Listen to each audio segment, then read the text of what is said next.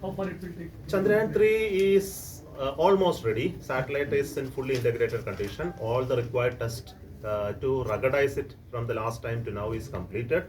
And the orbiter, the lander, the rover, all of them are ready.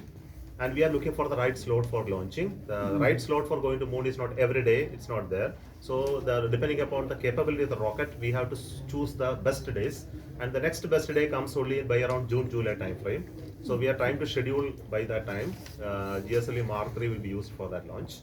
And everything is set for it. Sir, related to this question, what are the new addition of expectation once once the landing happen, if at all it successfully The happen? expectations and goals of Chandrayaan 3 and Chandrayaan 2 are one and the same. We have not made any change.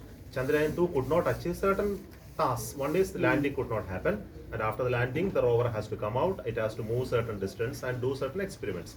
And the lander also has to do certain experiments of in situ, putting a probe into the soil and measure certain characteristics, do some atmospheric related, magnetic and plasma related measurements. None of this could happen because the lander has fallen.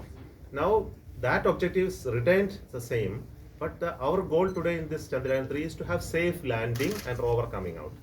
And unless you do that, none of the other objectives can be met. So let us try to do that safe landing this time. We have done a lot of work to ensure it is landing safely, including propulsion system changes, software changes, new sensors are added, and the entire Chandrayaan 3 lander has been ruggedized to handle multiple failures and multiple algorithmic issues and unexpected things, which in our mind, what can go wrong, are thought about, and we have hardened it.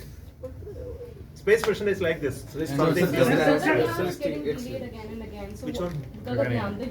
Gaganyaan is getting delayed. Of course, it is getting delayed because we have original goal was 2022. Now it is set at 2024 end.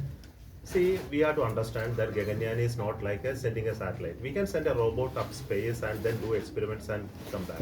But we can't take chances with human beings. And I have made it very clear that we are not going to take any chance with human beings up there. And we will do it. There is no going back on it, but it will be on a cautious, very careful approach. So what is the caution and care which is needed? If you look at world over, human spaceflight capability is not developed in overnight. It is a development of a long period of time, typically 10 years. Of course, we have taken this task to develop it in 4 years of time.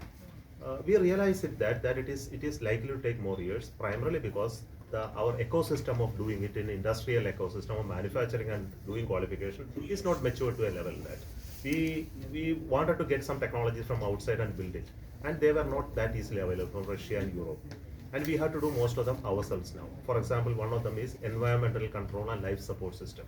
We thought that we can buy it from there. It is coming at exorbitant cost, and we decided we will not do. We will do it in-house. So it takes its own development cost.